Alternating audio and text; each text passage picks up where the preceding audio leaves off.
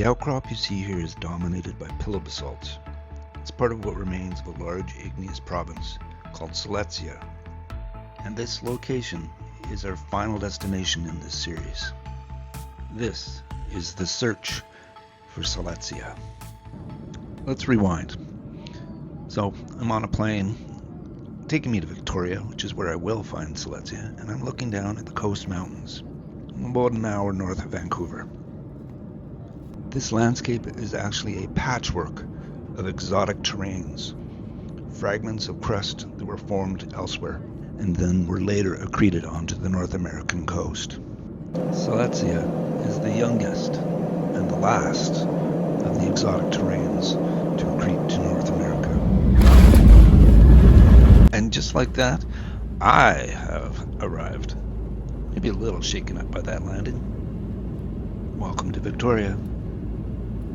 Siletzia's arrival wasn't nearly as abrupt. It took millions of years to accrete.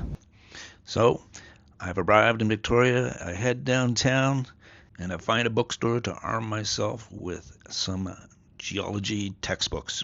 And while I'm down there,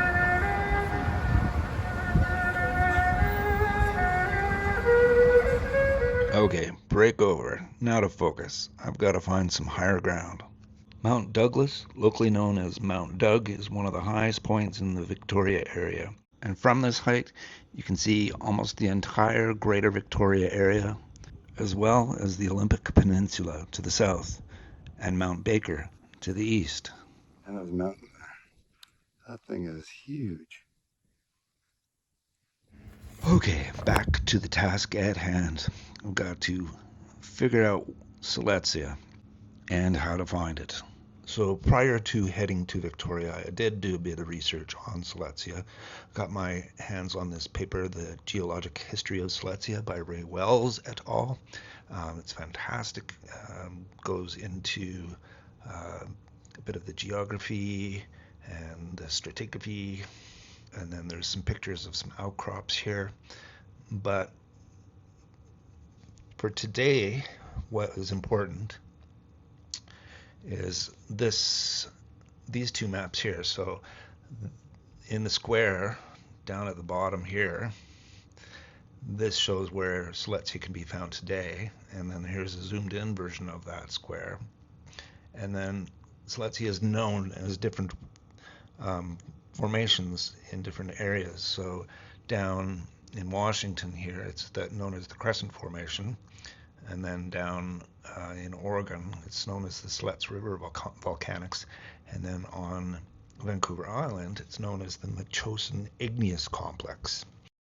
So that's the first thing I'm going to look for in the index here. So the Metchosin Igneous Complex. And it looks like there's quite a few pages to sort through, so I got some work to do. So where I've landed on is Pillow Basalts. And I found a location that's not too far away from Mount Doug. Cordova Bay is just down there, and according to this book, there is Pillow Basalt. So I grab the first bus I can and head out.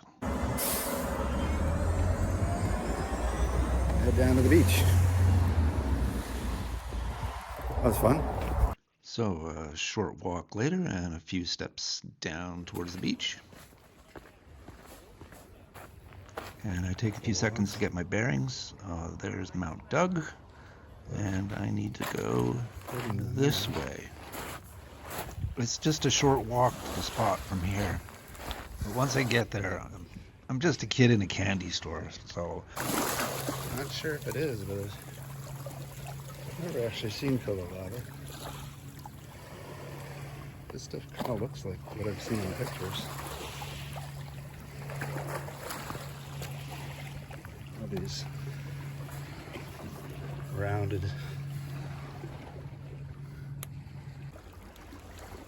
Okay, well this is definitely the spot.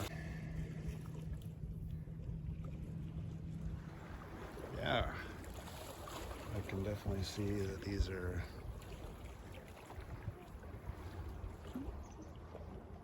pillows. Yeah, this is awesome. Let's go check out some.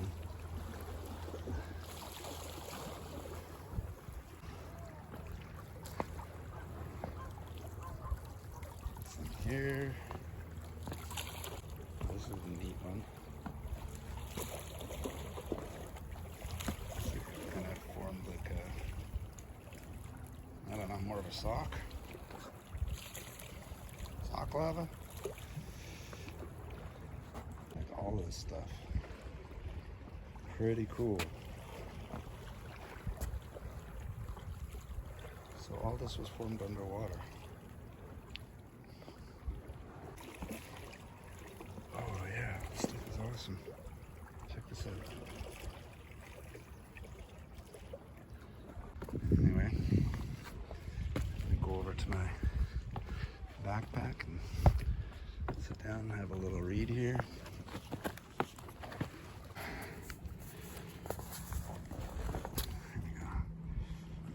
So that's the parks at Cordova Bay. Pillow Basalt is probably belonging to the, oh what the fuck, the Triassic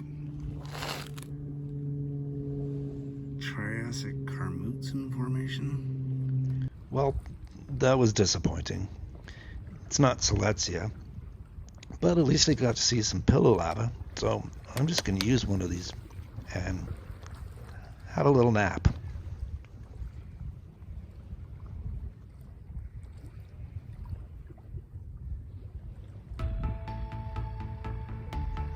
Join me next time on the search for Siletzia. I'll actually do some reading and find some outcrops that are Siletzia. Check out some beaches, some outcrops, and get a little bit closer to finding Siletzia.